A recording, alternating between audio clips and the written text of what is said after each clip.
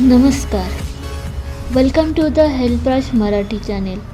आज आपण एक खूप मोठी मोटिवेशनल स्टोरी ऐकणार आहोत.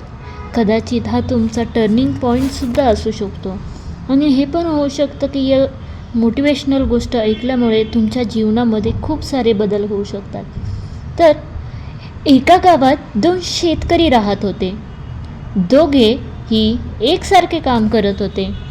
एक दिवशी दोघे मरण पावले आणि ते देवाकडे गेले. गेल्यावर देवाने विचारलं, बोल बाळा, आता तुला काय बनायचं आहे? तुझी काय इच्छा आहे? त्यातील एक शेतकरी खूप रागात आणि खूप फ्रस्ट्रेट होऊन बोलला, देवा, किती बकवास जेवण दिलं होतं तुम्ही मला. काहीच नव्हतं माझ्याकडे, काहीच म्हणजे काहीच नाही. बघा तुम्ही माझी काय अवस्था केली आहे. पूर्ण जीवनभर त्या बैलासारखं काम करत राहिलो. जे पण पैसे कमवत होतो ते कोणी ना कोणी येत होतं आणि घेऊन जात होतं. माझ्या हातात काहीच नाही आले. तर देवा, या जन्मात काहीतरी असं कर की मला कुणाला द्यायची गरज नाही पडली पाहिजे. मला फक्त पैसा मिळाला पाहिजे.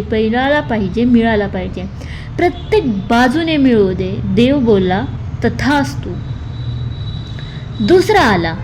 त्याला विचारलं, तुला काय पाहिजे? तो बोलला, देवा, तुम्ही मला एवढं काही दिलं की मी तुमच्याकडे काय मागू?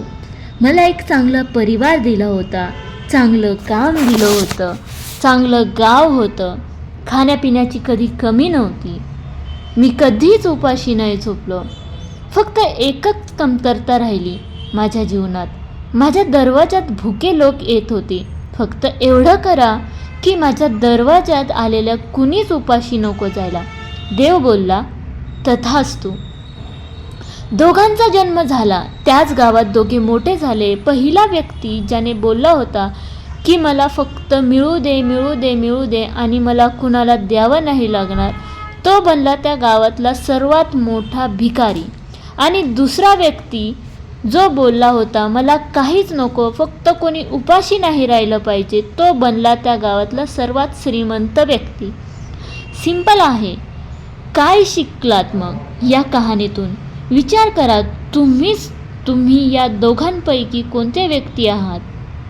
आणि तुम्ही जर आनंदी राहायचं असेल तर एकच मार्ग आहे, आनंद द्या. तुम्ही रागाने बघत राहा समोरच्याकडे आणि तुम्ही असं बोलाल, हे मला हसवत नाही, कसं हसवेल? कोणी तुम्हाला म्हणालं तुम्हाला कशी हशी भेटणार, कसा आनंद भेटणार? जर तुम्ही कुणाला आनंदच देत नाही, तुम्ही त्याच्याशी भांडणच करत आहात, तर तो पण तुमच्याशी भांडणच करेल. आता इथे किती लोक आहेत ज्यांना वाटतं माझ्याकडे खूप पैसे असावेत. जर पैसा हवा आहे तर पैसे द्या. पैसा कसा कोण देऊ शकतो? पैशाच्या बाबतीत खूप वेगळ्या गोष्टी आपल्या आत बसल्या आहेत आणि खूप खोलवर बसलेल्या आहेत. बाप बडा ना भैया, सबसे बडा रुपैया. आणि काही लोक या गोष्टीला खरंच मानलं आहे. ते त्यांच्या आईवडिलांसोबत, भाऊ बहिणींसोबत भांडण करत आहे पैशासाठी.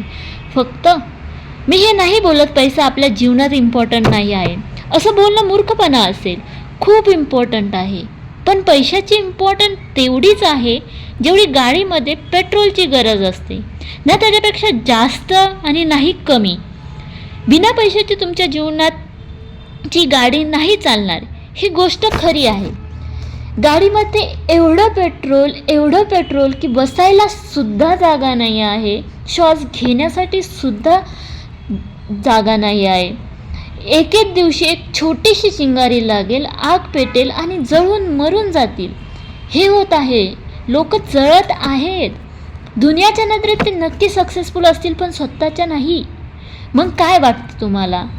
फक्त दुनियाला दाखवण्यासाठी सक्सेस व्हायचं आहे की स्वतःच्या नजरेत पण व्हायचं आहे? जर तुम्हाला तुमच्या नजरेत पण एक छान आणि आनंदी व्यक्ती बनायचं असेल तर आपण सेल्फ रिअलायझेशन प्रोग्राम तयार केला आहे, ज्यामध्ये मेडिटेशन, स्वतःला समजून घेणं कसं व्हायचं, स्वतःला प्रेझेंटमध्ये कसं ठेवायचं, स्थिरतेने कसं जगायचं, या सर्व गोष्टी तुम्हाला यामध्ये भेटणार आहेत. मग वाट कसली बघताय? खाली दिलेल्या नंबरवरती लगेच संपर्क करा आणि आजच बुकिंग करा.